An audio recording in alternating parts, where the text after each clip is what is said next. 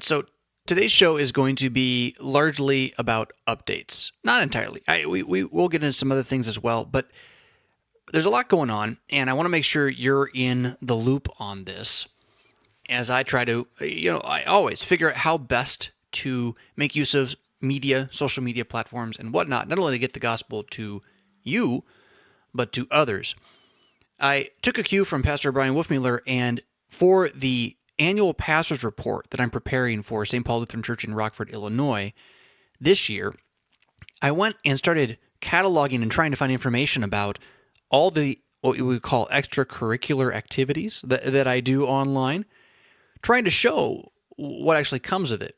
And along with total downloads and total minutes watched and things like that, one of the other things I looked at was where content is going, both for Podbean and for YouTube. Where in the world is this stuff getting seen? And it was pretty cool to see. It really even surprising. I mean, I kind of had a hope, but I was really blown away by what I actually found there. So I don't really care as much about the numbers per se. It's where this content has gotten to. And YouTube's kind of neat, right? All the nations that have watched more than 100 minutes of youtube.com/worldview everlasting include the United States, Canada, Australia, Finland, Ukraine, Germany, Ireland, the UK, the Netherlands, Russia, Sweden, France, Italy, Singapore, Denmark, the Philippines, South Africa, Mexico, Poland, India, New Zealand, Switzerland, South Korea, and Puerto Rico. That's all with more than 100 minutes watched, with the average watch time of about 6 minutes per video. Now, that's not exactly conversion, but it might be, yeah? The most obscure country reached on YouTube was the Turks and Caicos Islands. I don't even know where that is, with 64 minutes, and again, an average duration of 6 minutes in those videos. I also found it interesting that the average watcher statistics for gender are like off the charts. So I've said since the beginning of Worldview Everlasting that no longer exists, by the way, right? We're clear on that? Yeah. I've said since the beginning of this that my target audience was the 18 to 34-year-old male. That's who I really wanted to reach. So would you believe that the watcher statistics for that channel is 91% male? That's just unbelievable to me. And that 43% of them are age 25 to 34, and the second largest group, 19%, is age 18 to 24. Right? So over 60% of the age demographic, and then 90% of the gender demographic. Kaboom, we hit it, right? I compare that to, say, the 0.9% over 65. Yeah, maybe a little too fast and shaky. But the Podbean stuff, this, right? The sermons and the podcast, the numbers aren't as big, and it hasn't been around as long. I don't know, maybe it'll never catch up.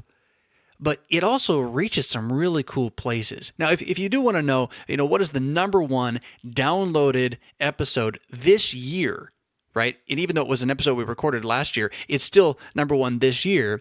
It is Why Pray Part 1 with Pastor Brian Wolfmueller. And all three of the Why Prays ended up in the top 10, which is pretty cool. Had 1,617 downloads.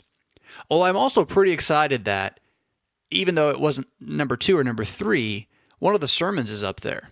The Sermon on Unbelievability that I preached on April 28th, 2019 at St. Paul Lutheran Church, 1,390 downloads. Now, these are small numbers in the big scheme of things. This podcast and even the YouTube channel, they are peons in a very, very large world. But here's why I'm even talking about this. The countries reached by the Podbean podcast in order of reach with more than 50 downloads to be on the list, right? U.S., Canada, okay, Germany, Australia, yeah. Norway, U.K., cool. Finland, there's Lutherans there. Italy, more than 50 downloads in Italy. South Africa, Lutherans there. Singapore, South Korea, Spain, Sweden, okay, Lutherans again. Denmark, Netherlands, Lutherans, Russia, Ireland, no Lutherans in Ireland. Romania, Iceland, the Philippines, the Dominican Republic, Japan, Nepal, France, the Isle of Man, and India. Now, that's even still not what I really wanted to share it with you. This just made my day. Maybe my year. the most obscure country reached via the podcast, RevFisk, whatever we call it? Saudi Arabia. Just 3 downloads. Just 3. But 3 downloads in Saudi Arabia. Now that's the ticket right there, right? Qatar also had 1 download. It didn't come back, but it got there. It got there. I find that truly amazing. Now, again, we're doing updates. The left turns, right turns are going to be a little hard here, but this is going to connect somewhat to a number of things we'll talk about later, like Article 13, if you haven't heard about this yet, as well as, well, YouTube, which is a thing. But I have a couple of more theological things to throw at you, which I think you might enjoy more. And yeah. So we'll just start with that. So first off, you haven't heard any Daniel for a while, right? And you're like, where's the Daniel, Pastor Fisk? I'm not going to patronize you anymore. No, there's no Daniel, right? I hope that's not how you're feeling. It's on my conscience just about every week. But here's what happened. I received an email from a brother pastor, scholar, guy who knows his details after the last episode. And he basically said, I think you're just really wrong. And I was like, oh, okay, well, it's hard to know. He said, nope, there's more research we can know. And this is all having to do with who is the son of Nebuchadnezzar in the room when the writing is on the wall. And based upon Kyle and Delitzsch's argument, which I thought was pretty strong, I just told the story, and I admitted that I could be wrong about this, but I just told the story that this was evil Marduk. And if you've not heard that episode, it's not a bad episode. It's still got a lot of fun fantasy horror kind of stuff in it, right? But he said, no, it can't be. And it is and I'm not going to lose his name now because I haven't done enough research on this yet, but it's the last king of Babylon. And so the whole idea is that, yes, when the queen says, don't you remember your father, this is just maybe even a secondary queen, lesser queen, not even the wife of Nebuchadnezzar, who does know about Daniel. Daniel's been toiling away in obscurity for a while, and he's called in. And I don't like that answer still, but apparently the archaeological evidence really substantiates this today. And what I want to do is make sure I get a handle on that before I go any further. And so I've kind of hemmed and hawed about this. At one point, I had written some stuff out, and then things got away from me. And I also now have just recently ordered the Concordia commentary by Steinman from Concordia Chicago, which this is another guy who he knows his details, he knows his archaeology. And so I want to dig through that before I do anything else in Daniel, because I don't want to leave it behind, but I don't want to put something out there that's not really up to date and what you want to believe. So that's that. At the same time, I've been really enjoying the conversations I'm getting to have, and I think you have too. For all the years that I did Worldview Everlasting, it was 8 years, something like that, 2 videos a week. For all the time that I did that, I wrote a book, Broken. It was really well received. Lots of people knew about it. People were asking me to talk all over the nation. It doesn't happen quite as much anymore, by the way. I don't talk as much, which is fine. But there was a lot there. I never, ever, ever, ever, ever had someone come to my church and say, I'm not really a churchgoer, I'm not really a Christian, or I'm a lapsed Christian. It was as opposed to someone who's already a Lutheran in some way. I've never had someone come to my congregation that I served and say, I need to join your church. I found this stuff and I want to learn. Never. And this last week, it happened now it wasn't just the podcast. But the podcast did a big piece of that. And what he said to me, and I hope he probably will listen to this, so hopefully I'm not talking out of school, but what he said to me was, the last 2 episodes, I thought you were talking directly to me, and that my friend who told me about you, who goes to your church, that he had told you all the stuff you needed to say to me. And and here I am. I'm like feeling guilty because I'm not putting Daniel out, right? And I'm talking about the Antichrist with Wolfman. Now, we started the eschatology stuff way back, and that's great. But it's like, oh, the Antichrist episode. This is important, but it's hardly relevant to the world as we know it today. I mean, it's not like the Lutheran Church Missouri Synod on the front page is putting stuff about the Pope being the Antichrist, right? It just doesn't fit the marketing motif, yeah. And then the one with Pastor Kuntz about community. retreat versus attack and all that. Now I'm going to lose the word. What was it? Not appellation. That's not the word. Assessment. That's not the word. It starts with an A. You're yelling at the stereo. I'm not going to cut this just so you have to yell at the stereo right now. Appeasement. There it is. I knew it would come eventually. Appeasement. Being church in the present age, what that looks like. Those spoke to him. Yeah. And then there he is, wanted to learn more, which is just phenomenal. It is just fantastic. And what I'm saying is, I really have enjoyed these conversations too. I've enjoyed the interviews. Remember the interviews I did? If you didn't listen to any of those when I was at Fort Wayne, or I've had a couple of people here in studio and done interviews. I actually did all the legwork to at least buy a ticket to fly somewhere in order to do a few more interviews. And then again, the time constraints of my life just didn't let it happen. But it's something I really wanted to pursue because I find that kind of conversation just interesting. And face-to-face is always better than online, but I'm kind of realizing that it's just going to have to be online. And I'm setting up some things to maybe make that happen. But then I feel like, but Daniel, right? But Revelation, where'd they go? Yeah. So there's all that going on. What I don't want is for you to think that I've abandoned you. Yeah. There was a comment somewhere, and without giving away what I'm going to talk about in a few moments, there was a comment somewhere I found recently, and it wasn't Podbean, but it was someone who said, Pastor Fisk, are you just going to make more promises and take our money and then leave again? And that struck me pretty deep. Yeah. I mean, it was like, that was not what I tried. I didn't think yeah. Yeah. So it's how I feel about like Daniel, right? Or Revelation. Those of you who have been longtime Patreon subscribers, or supporters, I should say, there have been things I put there because it's like, okay, I think this is what we're going to try to do. Here are my goals. And they make you put goals up there on Patreon. And then, time goes and things happen and I'm trying to do new stuff, which will be interesting and work, and also which I can maintain and enjoy because I don't want to get trapped into making content I don't enjoy, right? That would suck. So it struck me pretty deep when he said that.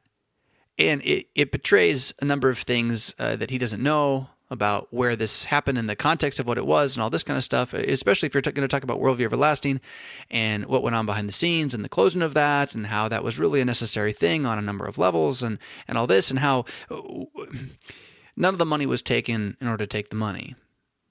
The intention was always to get the gospel out. But for you now who are supporting me, I'm talking to you Patreon subscribers. If you're not, you please consider being, but only after you listen to this, right? For you who are doing that, if you subscribed because you wanted the Revelation or you wanted the Daniel, I want you to know that I don't intend to not do that, but I may never do that because I'm going to do what the most pressing and achievable thing is with regards to getting the actual gospel out as often as possible, and that in its context, I should say law and gospel, right, and understood as we are today as a worldview. And I'm going to do that recognizing that one of the hurdles to doing that is not will you listen to it or does it have enough advertising. One of the hurdles is, can I get it done? Can I sit down this week and spend 3 to 4 hours reading on the book of Daniel, which I don't know enough about, but I want to learn about it. I still do. And then spend another 3 hours on the podcast, right? Can I do that this week? And the problem with Daniel is like I can do the studying this week and then try to record next week. Yeah, then you got to study all over again, right? So where does that fit into the bigger picture of everything that's going on in reality, in my energy level, yada, yada, yada. Okay, so if you feel betrayed, please, please, please go stop being my patron. Please, just stop. I love you. Thank you for what you've done. What I'm going to be doing now is still making this podcast the primary means by which you may decide whether or not you want to support everything else that I'm doing. In that, then, I will be putting out 4 podcasts a month, 5 very rarely, right when you got 5 of Thursdays in the month. And I will be doing everything I can to make it interesting, valuable, real, authentic, theological, deep, right? Everything that we do, or everything I've been doing, including getting into the Bible. But there will be times where I just do random stuff, like today. where it ultimately, it's Friday. I missed Thursday, right? I couldn't get it done. I was working on this annual report. That was the main thing I was doing yesterday. There's other stuff too. Oh man, how am I going to talk about that? That's also coming up in a moment to talk about. But so here we are today, and I needed to get it done. I want to get it done. I want to talk to you. I want to be in your ear. I want you to feel fed. I want you to have information. I want you to feel entertained. So what can I talk about? And the fact is, I need to talk about this. Yeah. So my mom, God bless her. I love my mom. Every time I do one of these things where I'm like getting really honest with y'all, she's like, I'm not so sure you should be so honest out there. It just doesn't look good. And I get it, Mom. The era of the boomers and the greatest generation had a very real and I think maybe good for their time understanding of boundaries, saving face, that kind of thing. But there's this other flip that's happened, and I don't know what caused this, whether it is that we all feel so distant from each other because of social media, like we see each other, but we don't know each other. There's all this best picture of me ever put up, right? Not the worst one that everybody sees, combined with the endless stream of advertising that we're all facing with canned photos and fake people. You know, they're eating at McDonald's, and man, are they pretty. Yeah, and at a certain point, we're like, none of this is real. And so, oddly, one of the things I'm really speaking for millennials here, even though you can accuse me of not being one, I am one. I'm a year early, but I authenticate with them. We value vulnerability more than just about anything else. And we see vulnerability as being hand in hand with truth. Because if you're vulnerable while you say it, you're probably not lying. Like that'd be a dumb lie, right? So that's sort of what this is too. I am banking on this. I am believing that the platform that I want to continue to build and use for the sake of the Word of God for the rest of my life is going to be banked on that you want to hear what I'm actually thinking, regardless of whether or not it looks awesome or is awesome.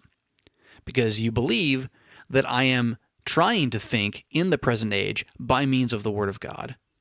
And in hearing the way that I'm processing that, it somehow benefits you, right? That you're able to take a piece or three or even just a feel from the thing and apply it to your own stand.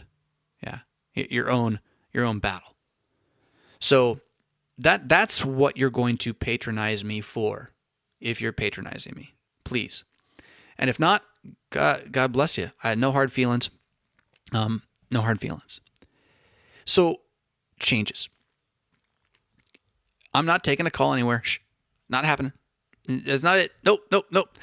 So if that was what you're worried about, no. But there are two, and they kind of are not connected, but kind of are. There are two major shifts that are just about to happen. That does not include what I'm dealing with at the parish as we leave our downtown facility and go to our satellite site to become our main site because of finances, that's a long story too. It's actually a really good thing. We're going to be really solid once we get there. When a mega church stops being a mega church and then becomes a small church, that you feel like you can't do anything, and then maybe you just don't realize that if you just had a small church building, you're actually pretty big. You just can't have the mega church building anymore. It comes down to that. So that's all going on, right? But two other events are happening kind of at the same time that present a major, what's the right word? Here I am searching for words again. Should I cut this out, or should I let you hear me want the right word so badly that I will waste time talking about it? I don't even remember what it was now. Goodness gracious. And I actually did pause it and when I looked it up and then texted my wife and came back. These two things are presenting a category shift or a framework shift for my life in ways that I can't really imagine what it's going to look like.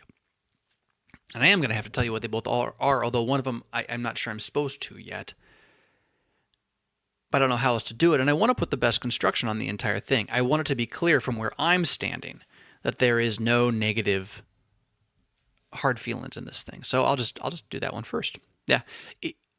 June 26th will be the last radio show I do with KFUO Radio at the International Center of the LCMS in St. Louis. I've been working for them for, I think, over 3 years now, very close to it, and have been working, as a contract artist for them for more like a year and a half, not quite that much.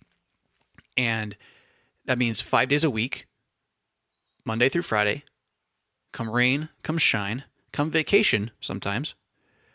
I get up at 6:30, and by 8 o'clock, I am seated and doing radio. I do that till 9.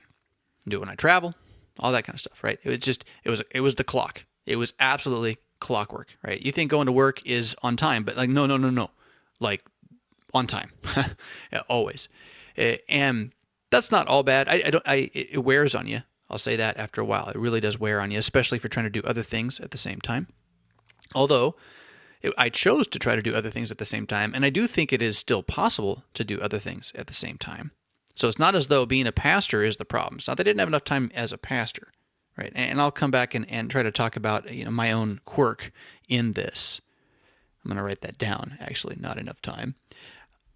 But the long and short is that for the last couple of months, we've been talking about, okay, do we do this another year or not? And at the end of the day, I have come to the conclusion that what I went to KFUO to do, I have done. And it is actually done to the extent that it can be handed off. So what happened over the course of my time being in the office and then working for them as a contractor, even though it wasn't really ever my decision, right? But I was kind of the catalyst for a lot of this, was that the entire morning lineup was revolutionized, completely shifted. Everything was moved around, new shows were started, pieces were done, so that I think it became more authentically good Lutheran radio. And that included like Oratio, which you get up and there's quiet, sacred music right to start the day, combined with Bible readings and prayers and a little bit of a meditation, right? So that was me for a while, and then before I left, I handed that one off to somebody, and he's been doing a great job at that. And then you had Sharper Iron, that used to be kind of like the variety show, and instead has become this pretty dynamic Bible teaching thing that goes on every morning, growing audience. And then Cross Defense and Conquer Matters of the Afternoon, there were things there that I impacted. Music selection, beginning to look at the library and rethink about what music we have, and all this kind of stuff. Lots of really good things, good conversations, catalyzing conversations. And the last piece of all of this was Sharper Iron, the daily show. But Sharper Iron's about as far as I think I'm ever going to take it. And this is in part my own fault. It's because Sharper Iron isn't my thing, right? I have other things I want to do that are my thing. And someday they might not be my thing anymore either, but for now, that's the project I want to work on. So when it comes to enough time, the problem is not enough time to do Sharper Iron. The problem is if I do Sharper Iron, I don't have enough time to do the other things I want to do. And I'm not talking about watch football. Yeah, not that I don't mind it so much, but I'm talking about my grand list of plans, too many deep, that may never come to pass. Well, let me throw you a couple that are happening on the side here, right? So I have for the last, I don't know now, maybe 2.5, 3 months, I am working on a comic book / graphic novel with an artist. And he and I are working as a team. I'm not buying his work. We're going to self-publish this together. Talk to CPH a bit. They've declined to make use of this particular work, but and initially we're thinking comic book, but I'm leaning now, I got to talk with him a little more about this, but I'm leaning now toward we're going to make this thing a graphic novel, so it'll be basically 5 comic books, and it's uber cool, man. Every time I have to write, I always don't want to write, but then I sit down and I write because I'm a writer. When I send the stuff to him, and I send suggestions for the artwork and whatnot, I kind of throw it out there and I'm like, oh man, that was exhausting. And then like a week and a half later, it comes back and I'm like, oh my goodness, he did exactly what was in my head, right? It's so cool. It's so cool. And I'm not going to give away any more than that. I'll just tell you it's called Ancient Legacy, Chronicle of a Forbearant God. And so there's that, right? And the time for that is happening, but I want to give it more. Or I have a full bore like children's book idea, same kind of concept, picture book, really nice one called Gatekeeper. Also not really interested. CPH wasn't interested in this one either, which is perfectly okay. And that one though, see, and this is where the rubber hits the road a little bit. I probably am going to have to pay an artist to do that one. Yeah. And the guys who I was looking at that I really want to pay to do this one, I mean, we're looking at between $200 and $500 per page, per drawing, because they're good artists, and it would look amazing. It would be such a cool book, right? Well, I can't do that right now like this, right? And certainly I can't give it the attention to figure out another way to do it while I'm also getting up every day and giving most of my morning mental energy, which is the best energy of the day, to Sharper Iron, right? So all of that kind of comes together, and I dialogue with KFUO a bit, and we just both agree, yep, okay, cool, thank you, here we go, right? And they're looking for a new host, I believe. I think that they will find one without too much trouble, because I think what's been set up to step into is a good show with a great lineup of guests and a good ethos. Yeah, I'm just going to drive that. So that's happening. And I share this, again, I want to build up KFUO. Are there things I do differently? Of course there are. Anybody would say that. But, what they're trying to do is good. They're trying to get the gospel out over the internet. That's fantastic. Yeah, and really over the airwaves in St. Louis too, for what terrestrial radio is worth these days, which is less. It's definitely less. So I share this because of that, but then also to demonstrate like this framework shift I'm dealing with. I'm not getting a new job, but in theory, I mean, I don't even know. In theory, I'm going to find about 15 hours a week more in my week. Can you imagine what that must be like? I don't know. I've still got a couple of weeks to go, and I want to see it, and I don't want to waste it. The last thing I want to do is start sleeping in again. I used to sleep pre-sleep apnea diagnosis days. I could never drag myself out of bed before I absolutely had to. First, whatever was required of the day is very difficult because I wasn't sleeping, didn't sleep for a decade, right? And so I don't think that'll happen. I think I'll be able to keep my morning routine and make use of this time. But I don't want to lose it. I think I want to read more. Oh, for goodness sakes, I want to read more. I'm going to write more. I got this fiction book. And some of you who follow this podcast, Podbean, you've heard pieces of this thing, right? I called it Earth back when I was recording some of it. That thing is sat there. It's actually one of like several fiction books, but it's the one that's the most, I could complete that thing in a year if I could just give it some time. If I could just give it some solid writing time. And it's like this, it's a pure fiction book. It's not for theology per se, but you know how, it's not like C.S. Lewis either. You know how Tolkien, he doesn't really do what C.S. Lewis does, where you got like the Christ figure who does exactly what, what Jesus did, and some of the word, you can just pair all the pieces together, betrayed by Edmund, all that. But you know how in The Lord of the Rings, if you are a fan, and if you're not, you're crazy, you should read the books. Movies, okay, fine, but read the books. Tolkien has a way of infusing his story with a Christian worldview, even though it's completely not a Christian story, right? And that's what this could be, and I want it to be, and I've wanted to do this for so many years. So I want to give time to that.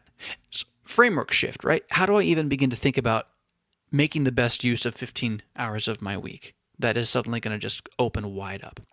And then, so here's the other piece to this marvelous puzzle.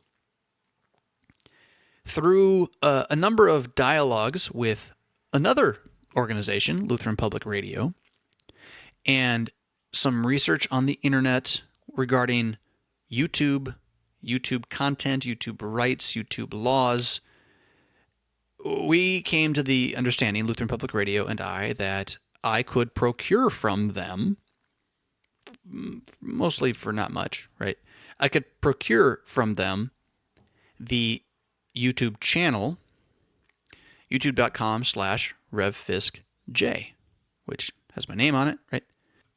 And that in doing this, I would also curate the Worldview Everlasting videos, make it very clear that Worldview Everlasting no longer exists, remove all the branding, the links, and all this kind of stuff, so you're not being sent to worldvieweverlasting.com, which is an atheist page now these days.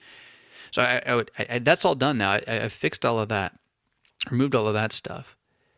But then after this, the channel would be mine because legally is mine. It was mine. Always kind of was mine, regardless of who was allowed to be a brand on it. It was my channel. So, and my name being attached to that, and again, the way YouTube bylaws, I don't know what you call that, the contracts work, technically it's their channel. They own it, right? And so that's why you can't sell it, and you can't really give it to somebody else. It is what it is, and it's really just who has access to it. But it's not property in the sense that we would think of property. Anyway, going deep on that, I guess I'm still a little nervous that someone might sue me over that, because like Worldview Everlasting was a nonprofit, and we were doing stuff on that. But I'm also hoping that Christians of goodwill are just going to be glad that the content's being used and procured, which will bring us to another issue, Article 13. We still are going to have to talk about that, but let's stick with the framework shift. So just like that, I go from being somewhat obscure, and I really do mean this. I mean, if you're listening to this, you don't think I'm obscure probably, but what youtube.com/RevFiskJ could do as a tool has probably been underestimated by everybody, myself included. And I don't know that this is entirely the perfect example, but I think I've talked before about the distinction between how Broken sold in its first couple of months, first 6-month block, versus how Echo sold in its first 6-month block. And it's in an order of 7x, right? 7 times better Broken sold than Echo, which was not insignificant at all. That was all youtube.com/RevFiskJ's reach. How much more powerful video is than audio, and how having a channel that has high subscribers causes YouTube to actually push the content for you. And I've seen this as I've tried to rebuild a separate channel for myself, which you can go and you can find it. It's pretty much just got this podcast in video form. You don't see me. You can just listen to it there, as well as all the sermons there. And I was trying every once in a while to put some other content on. I did a couple of, just loose videos while I was driving or sit down talk kind of things. That channel over the last 2 years, I mean, it's not inconsequential. It's not like there's nothing there. I don't even remember now what the subscriptions are at. So I'm going to go look it up. Hold on. Yeah, that's what I thought. It's pretty pathetic. 726 subscribers. And that's after, I mean, it's been there a year. I haven't promoted it quite the way I did the previous channel, but I haven't not promoted it. I haven't not put stuff on it. And let's just say it's been a snail's pace trying to get it going. And then, what are my best views at now? The most recent video, I put up a video explaining some of what I'm saying to you now about the YouTube thing yesterday on that site. And it has 91 views as of a couple of hours ago. Now, if I just head on over to, wrong button. If I just head on over to the Worldview Everlasting site, where I also put up a video yesterday. Now, granted, it doesn't say Welcome to Sermonsville. It does say No Infant Baptism. It has 792 views since yesterday and 94 likes. That's a significant difference of reach, even though it's still me, it's still my name, right? It's the same content in a real sense, but it's just a matter of the power of the channel that exists itself, yeah, and how far it can be pushed and what can be done with it. And I saw this when I put the first video back up again after receiving the channel back and beginning to remove the branding stuff so that there's no, I do not want to in any way benefit from Worldview Everlasting as a brand identity or as a corporation. It was a nonprofit corporation that no longer exists. I'm curating the old stuff. None of that old stuff should be monetized. Not that the monetization would really help that much. And there, with the exception of Bible studies, I will probably monetize just the Bible studies that went up. That was just me doing Bible study. The video that I put up, which by the way, will give you the monetization is just nothing unless you're getting millions of views. The video that I put up just saying, hey, whoa, look at this. I'm on this channel. This is crazy. Didn't think this would happen. That thing exploded in the first day. I think I got to about the same number that we're at with this 24-hour period we're at now. But see, right now that thing's sitting at, where are we? 1,753 views. And as that just kind of took a weekend to do that. I mean, not very long at all. What was interesting was to see how many people in the comments were like, "Where you been? What you been up to? Where can we find you?" Kind of thing, right? So you maybe were like, "Oh, he's on KFUO," but like, no, there's people that like this was it. This was the only contact, right? And these aren't like non-Lutherans, maybe they are Lutherans. So the power of the platform itself. This is the framework shift again. That I'm like, whoa, look at that, boom, the power of the platform. Now, I don't know how I should say this. Different people will disagree with me about this, and that's okay. But I have to admit it, though, that going into radio was not good for my public reach. And this is, again, the power of YouTube. And I underestimated it. I think everyone still underestimates it. Only guy who doesn't is Brian, who's doing everything he can. Wolf Miller, he's doing everything he can to build his own channel because he realizes just how far this stuff will reach. But it's like for the last 2 years, 3 years, sort of fell off the map a little bit in some circles, in some corners, and it's about YouTube. And now I have that tool back. And I have this podcast, which I don't want to let go of because I think it's really valuable. In fact, I would want the channel, YouTube channel, to drive to this podcast as sort of the real stuff. But I'm having to figure out now, what does this framework shift look like for me in my week, right? 15 hours. Ooh. All for the YouTube videos? No, it can't be. It can't be. Yeah, but what do I do? How do I make it move? That's the big change. And then, okay. So here's another, on this one, I still don't know what to make of this. We got to talk about Article 13. I'm going to put a link in the show notes to a video by a lawyer. And he's actually a pretty entertaining lawyer. So don't not watch it because I said lawyer. He's a lawyer who has a YouTube channel and does YouTube-related law. He's really good. I like this guy a lot. I've watched several videos by him now as I'm trying to figure out a few things about, say, copyright and stuff like that, and how it applies, fair use, all that. And most of his videos make it clear that there's a way to do fair use with other content, or there used to be. Because the issue is that in, I think it was late March of this year, the United Nations passed something, for lack of other information, known as Article 13. And it is a copyright law.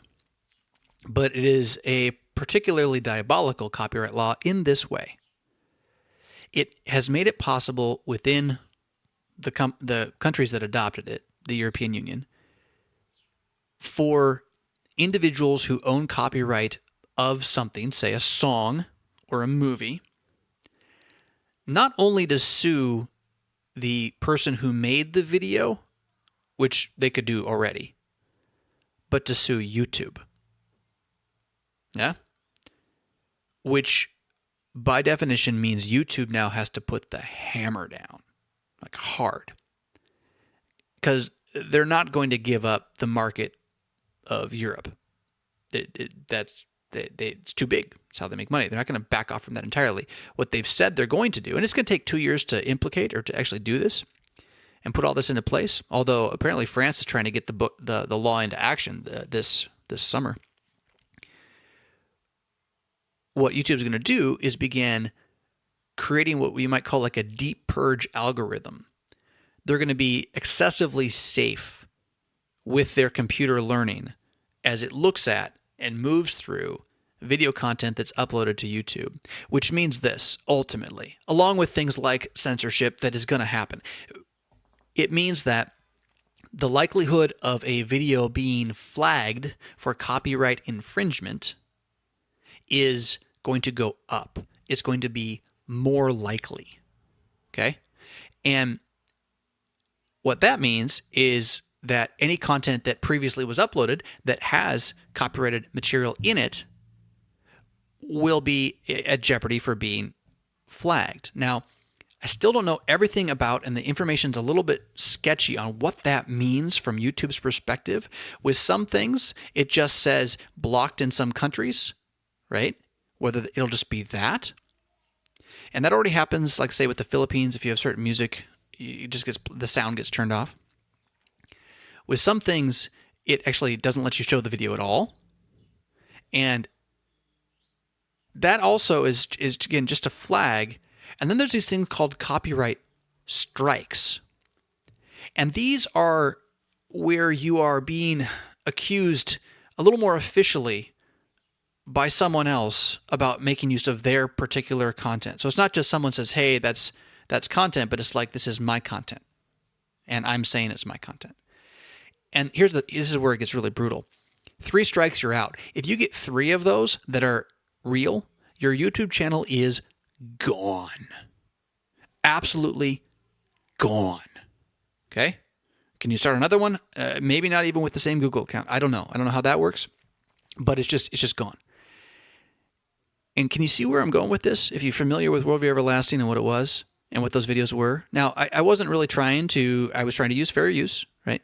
The idea here is that I got a little music, but I clip it at the edges just a few seconds, and I'm going to pull a bunch of pictures and video clips from other places and make use of them as jokes, and it's really kind of our own thing. It's a teaching tool, yeah?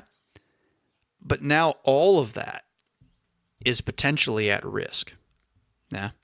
And this is just, well, Big Brother is watching you, Hey, look around, he might be right behind you. Yeah, it is that. This is the Brave New World. Man, that'd be interesting to talk about that on this show sometime. Brave New World. Wow. I'm making a note. How does a Christian think about that? Okay, cool. But the threat here is that and these laws go active, and then the channel Redfish J, because of the old Worldview Everlasting content, gets 1, 2, 3 strikes really fast. Boom, it's all gone. And then that reach that I was just talking about, that's so exciting because we can make use of it, and it gets to places like Turkey, right? Gone. And I don't know what to do about this. I'm going to try to watch it really closely. But I'm going to tell you right now, there is very much the potential that at some point I got to go through all those old videos and just go mark them private. They're off. And then maybe we can find a way to go back into them and like purge the content that might be jeopardizing. Maybe not. Yeah, I don't know. But that would be better than losing everything. So there's a couple things you can take from this. First, if you have a favorite Worldview Everlasting video that you point people to regularly, you need to go find a way to download it and save it for yourself. Because there is a likelihood, and I don't like this, I don't want this, this is the European Union, thank you very much, there is a likelihood that it goes away from YouTube someday. And Twitch won't do any better, right? Anybody who's big enough to turn the eye of people who you want to have watch stuff is going to be big enough to not want to get sued by the people who made Batman punch a plastic shark from a helicopter, right? So, Baptism 1.0, I think, right? So, you should do that. And there are free tools for doing that. I will say I have just recently finally purchased something called the Softorino YouTube Converter. And I purchased it in order to download videos from YouTube easily. And the reason is because I'm looking into copyright-free music, which there's quite a bit of it out there, although one of the questions is whether Article 13 will destroy this as well, because a lot of copyright-free music is made by DJs who like to sample items and then reuse the samples, and is that really copyright? So that's all going on there. In any case, so I wanted to quickly download the stuff that these guys who have made copyright-free music are promoting for themselves on YouTube. Some of it you can find on SoundCloud, download it right there, but some of it you couldn't. So I spent the $20 and got this Softorino, and boom, downloading stuff. So I will probably do that for some of the Worldview Everlasting videos as well, but you should do it if there's ones that you really think are the most important, right? Or that you would use regularly. Okay, so that's the first thing. And the second thing is, if you hear about this, if it happens and someone says something about this, you are now informed about Article 13. I really recommend you watch this video from the lawyer. I can't remember his name. Ian? I think it's Ian. Because he also he talks about how, like, this is the EU, but the way this kind of stuff works, laws, is they don't usually sit still. And they don't usually go backwards either. So this is sort of the writing on the wall of big corporate interests influencing lawmaking in order to protect their pocketbooks, which foolishly they believe sharing stuff on YouTube is harming. They don't realize that every time it's shared, even someone who steals it says they love it, someone else goes and actually rents it. Like, it actually is free marketing.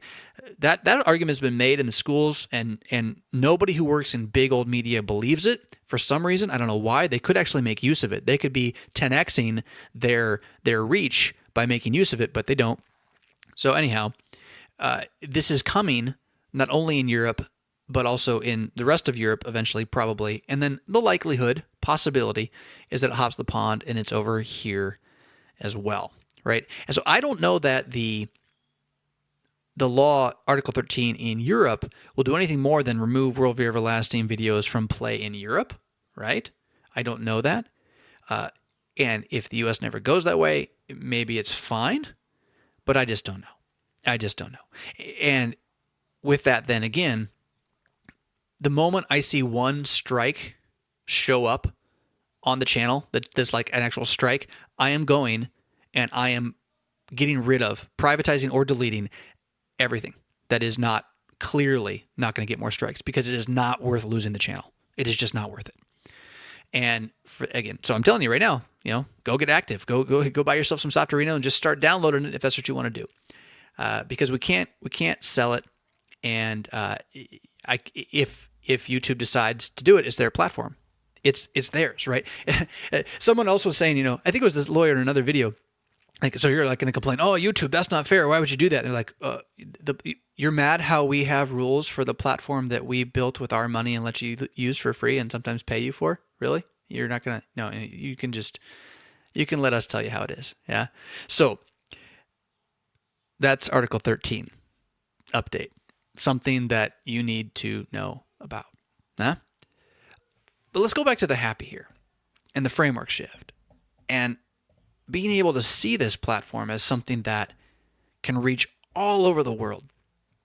And we've only begun to maybe scratch the surface of this. And I get that, like, what I was doing with those snappy, edited, crazy videos, it was cool. It was toying with it. It was playing with, and it became something kind of neat, and it hit a lot of people. But that's not the only way to do it. And, well, there's more that can be done. So if you haven't gone back over to youtube.com/RevFistJ ever, I recommend you go there again, because you're going to see stuff. Right now, what I'm going to give a little run at, we'll see, is something called, well, I still hate that. I hate the sound of this word. You can't even pronounce it well on a microphone. Vlogging, right? Video logging. It's just still a thing. And this was a thing that Worldview Everlasting kind of began from, the idea of a video log. And I've told the story about Phil DeFranco. You can find his show still out there, and how he kind of got me going on that. That's one thing. But the idea of video logging, it's still around. And it is that you worry a little less. Well, some people do a lot of editing, but you can also just worry a little less about all the post-production. And you can just go on a regular basis. So let's see here. I've only done it for 2 days. Today will be the third day. But my intention is to sit down for a few moments pretty much every day, at least if I'm in studio. But even then, the phone works pretty well too.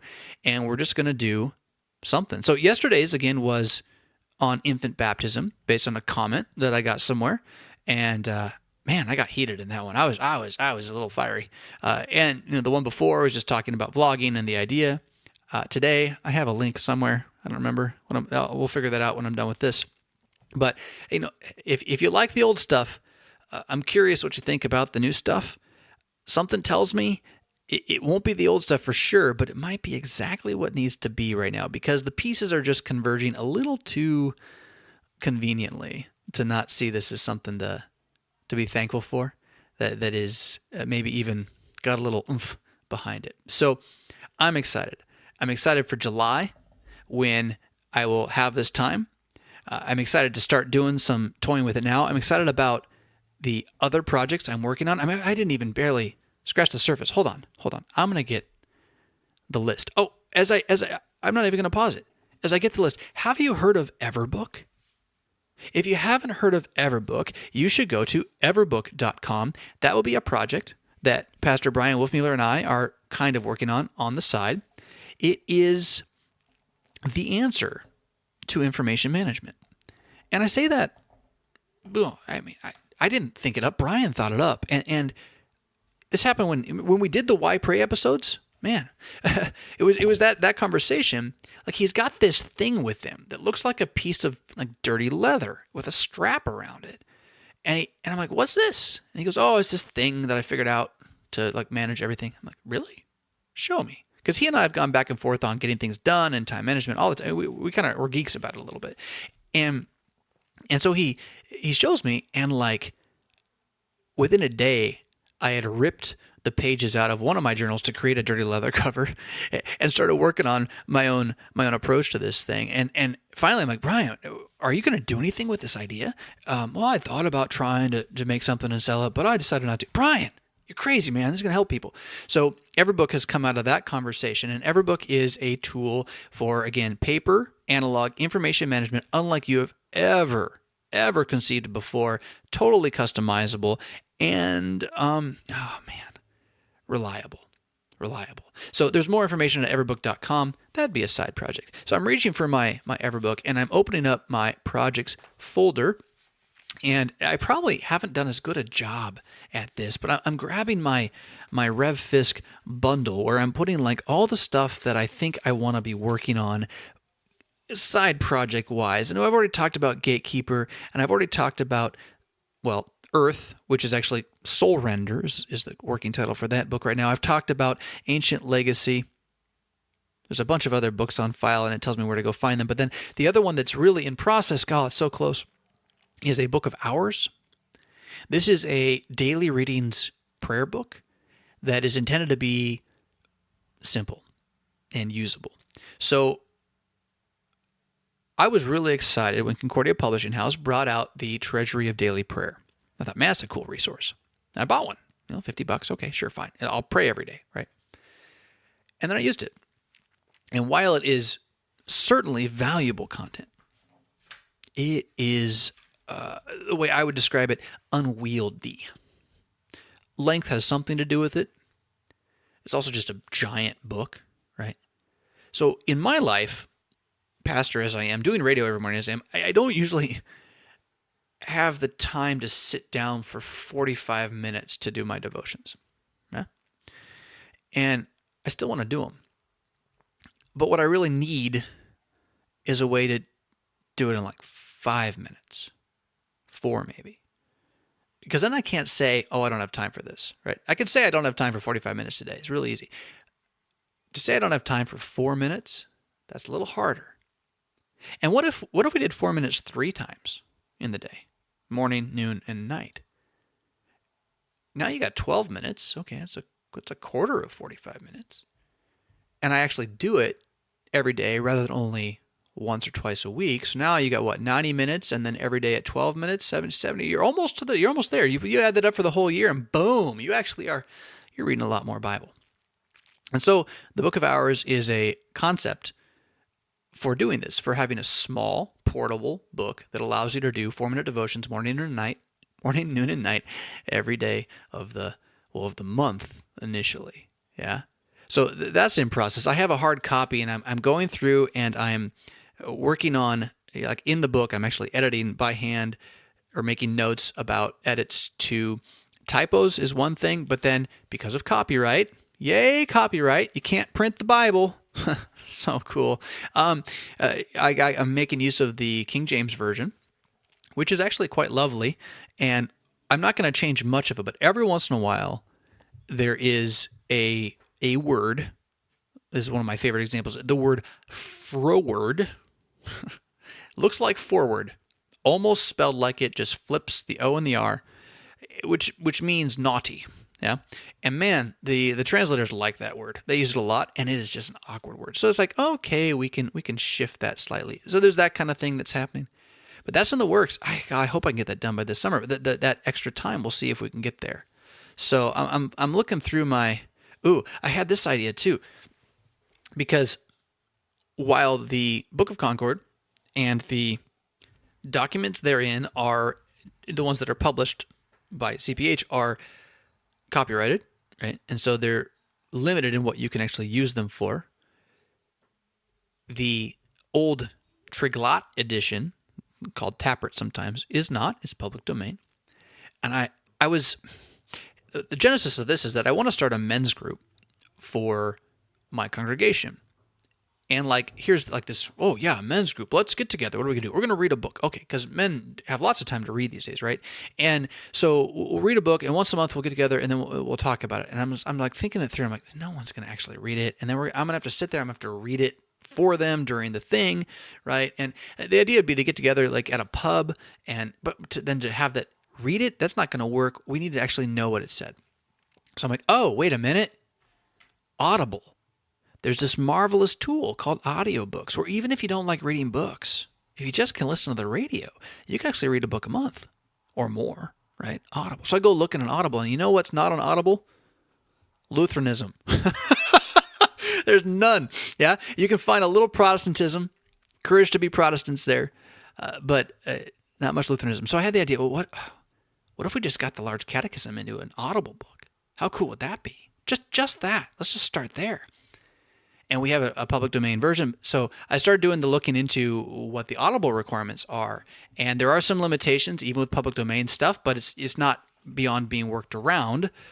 The trick is that you have to work around is the audio requirements for the Audible book. I mean, it's got to be better than what you're listening to right here. It's got to be really, really professionally produced. And kaboom, now there's an investment that needs to happen. I am talking with somebody who is a voice artist who thinks he can do it. I don't know what his price is yet, but so there's that project. There's that project. Oh, the logo, that doesn't matter as much. Streaming stuff, website stuff. Where's my other ideas? Sorry, as I just mumble into the microphone right now. Backlog categories, trying to get stuff on the website that I've already done, the issues, etc. stuff that I've done. Being able to find that, right, and make use of that, or turning those into books. We've had the request, actually, that the parenting one be turned into a book, and I've got the initial episode as a transcript, and my wife's looking at it, but you know how life is, yeah? Those are the kinds of things, by the way, so all that I'm saying here, when I'm like, I want money, give me more money. Like, what I'm doing with this money, generally speaking, is trying to spend it on these things. Not entirely, yeah, but that's where having that income can allow you to 10x is the wrong word, to make better use of your time by paying someone else to do something that they're probably better at than you are anyway, in order to amplify the things that you would like to see done.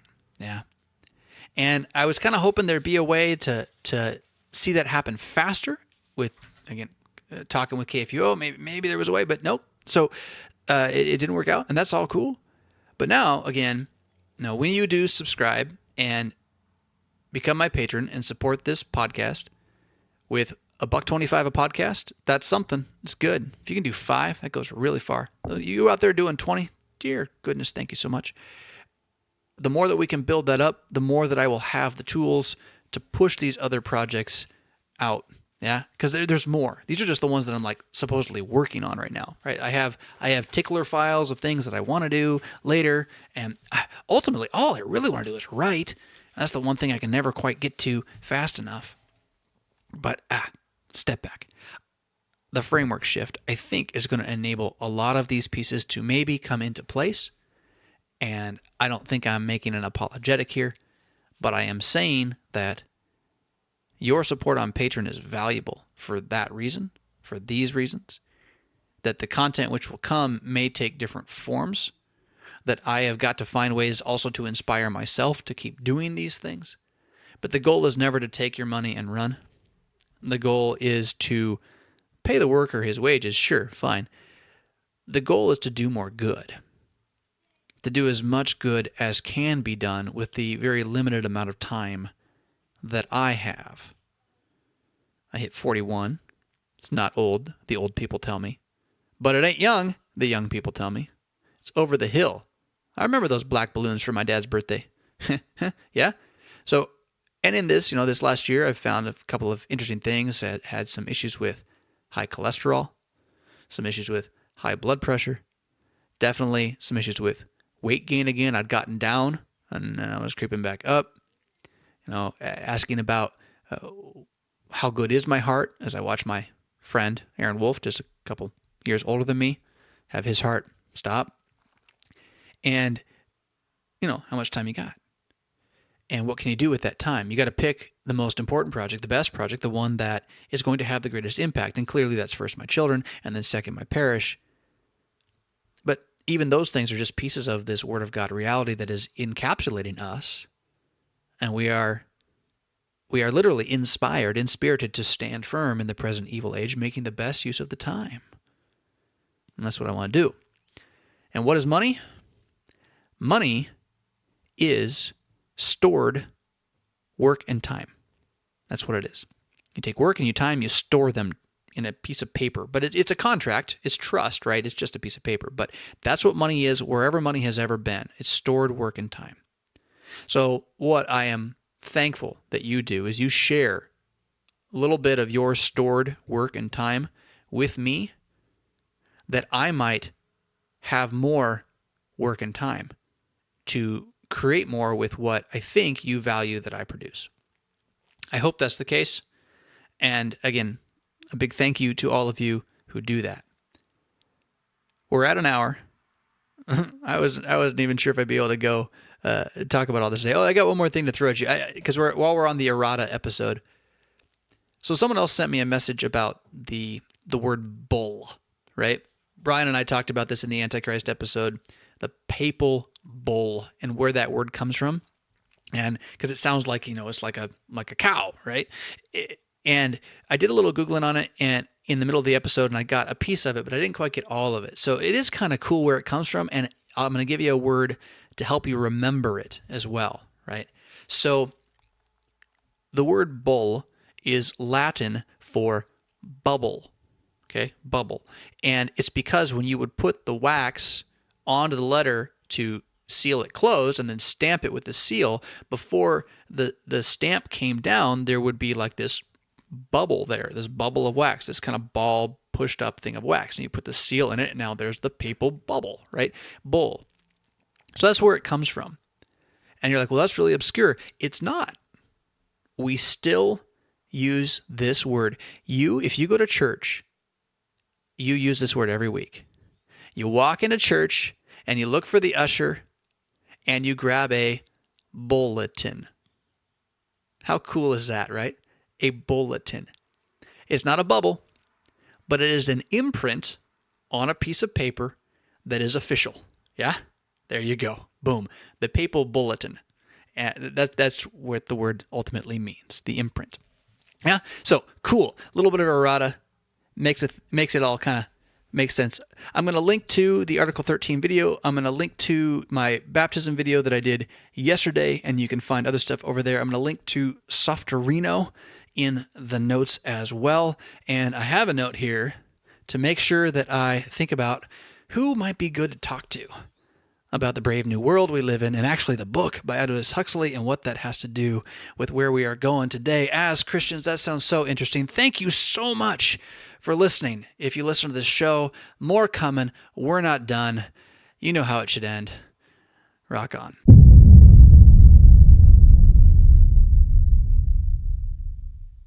Was that worth $1?